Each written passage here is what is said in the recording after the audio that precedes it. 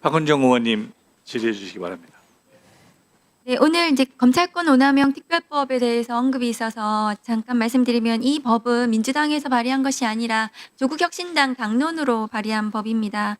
그리고 작년 가을에 제가 또 대표해서 그 대표 발의한 또 윤석열 검찰총장 대통령 재직 시에 비위에 관한 특검법을 또 제가 발의하기도 했었고요. 왜 이 법이 발의가 됐냐 하면은 윤석열 검찰 윤석열이라는 사람이 검찰총장과 대통령 재직 시에 무리한 위법한 수사, 검찰권 남용을 통해서 그 사건들이 조작되고 왜곡되고 그래서 무죄가 나거나 잘못된 그런 사건들에 대해서 다시 돌아보고 그 피해를 회복시키겠다는 그런 취지로 발의가 된 법입니다. 그리고 이것이 이재명 대통령의 공소취소를 위해서 발의된 법이 전혀 아니라는 말씀을 드립니다. 예컨대 아까도 말씀드렸던 김학의 출금 사건, 그다음에 월성원전 사건, 그다음에 울산 사건, 그리고 대통령이 되어서는 이재명 대표에 대한 그런 무리한 가혹한 위법한 수사들이 있었습니다. 사건들이 있었습니다. 그래서 그 김학의 월성원전 울산은 모두 무죄가 났기 때문에 그 무죄로 인한 사건이 과연 위법하거나 부당한 검찰권 남용은 없었는지에 대해서 들여다보겠다는 그런 취지로 발의된 법이라는 점을 말씀을 드립니다. 그리고 후보자님, 지금 3개 특검이 진행되고 있는데 현재 이 특검은 모두 구속된 윤석열 내란 수괴 범죄자를 조준을 하고 있습니다. 그런데 이 내란범에 대해서는 사면법에 이 사면을 제한하는 규정이 없습니다. 그런데 국민을 향해서 총부리를 겨눈 내란 수괴, 내란 범죄자들에 대해서는 향후에 어떤 대통령도 사면을 금지해야 된다고 저는 생각합니다. 그래서 사면법을 개정해서 이 윤석열 등 내란 범죄자들에 대해서는 사면을 금지하는 법을 국회에서 지금 발의되어 있습니다. 그것에 대해서는 어떤 의견을 가지고 계십니까? 어쨌든 그 내란 범죄가 굉장히 중한 처벌을 받게 돼 있는데 관련 의원님의 그 입법 발의 취지는 전 이해를 합니다. 다만 이것이 대통령의 사면권을 제한하는 게 아닌지 그런 점들은 법안 논의 과정에서 좀 더 이렇게 심도 있게 검토돼야 될 것을 좀 보고 있습니다. 그리고 제가 올 1월에 이 내란 범죄를 저지른 그 전직 대통령에 대해서는 판결 확정 이후에는 경호와 경비 모두를 좀 제한하는 전두환 방지법을 또 발의하기도 했습니다.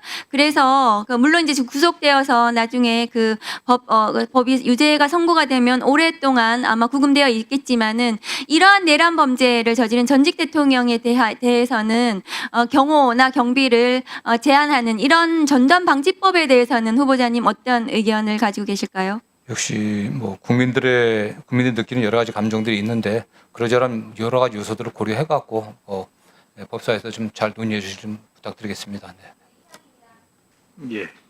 다음은 김기표 의원님 질의해 주시기 바랍니다. 경기 부천시를 김기표입니다. 후보자님, 네. 자꾸 이제 문재인 정부에서 했던 수사권 조정 관련해서 얘기가 돼서 이 부분은 좀 짚고 넘어가야 될 게 몇 가지 좀 있는 것 같습니다. 네. 2022년 5월에 검찰의 수사권을 축소하고 권한을 경찰에 대폭 넘기는 검경 수사권 조정이 법안이 국회를 통과했었잖아요. 근데 네.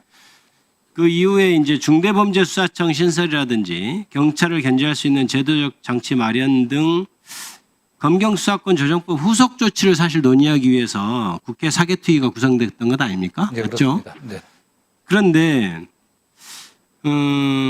당시 위원장으로서 활동하셨는데 9개월 동안 전체에 단 2번 아까 말씀하신 대로 열었잖아요. 네네. 그 원인은 이제 정부가 바뀌고 나서 윤석열 정부가 돼서 시행령으로 직접 수사할 수 있는 범위를 넓혀버리고 그 다음에 헌법재판소 그때 권한쟁의를 아마 당시 법무장관이 신청하고 이런 이유로 지금 국민의힘에서 참여를 안 했던 거죠. 그 사개특위에 대해서. 사개특위 활동이 안 됐던 건 그 전이었습니다. 윤석열 정부 출범 전에 예. 이미 사실상 그 식물 상태에 그 이전에 빠져 있었습니다. 네. 그 다음에 그러면 첫 전체 회의 이후 218일 만에 개의된 두 번째 회의도 네네.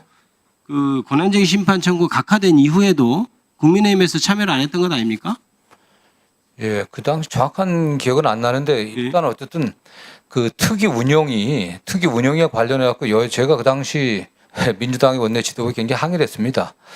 저보다 저를 위원장으로 내정해 놓은 상태에서 합의가 의사 일정은 여야 합의로 결정한다고 돼 있었기 때문에 위원장이 합의가 안 되니까 할 수가 없었고 또 지금 와서 뭐 누굴 탓하기는 그렇고 이게 합의가 안 되다 보니까 도저히 할 수가 없는 상황이었습니다. 그러니까 네. 한쪽 일방 당사자가 안 하겠다고 하면 그 결과를 낼 수가 없는 구조였던 네, 그런 상황이었습니다. 오히려 그때 지금 그래서 그 후보자께서는 국민 여러분한테 깊이 사죄해 드린다고 표현을 하셨고 그 다음에 또 일을 안 했는데 세비를 받을 수 없다고 해서 위원장 앞으로 나온 4천만의 세비도 모두 반납하거나 기부하고 그런 일이 있었죠. 예, 업무 추진비를 전부 반납했습니다. 네. 그러니까 그때 실제로는 후보자가 다 가지고 와도 문제가 안 되는 상황이었죠. 법적으로. 그러나 그런 것을 내가 활동한 것이 없었으니 다 반납하겠다 이래서 오히려 반납을 했던 상황이었죠. 예, 예.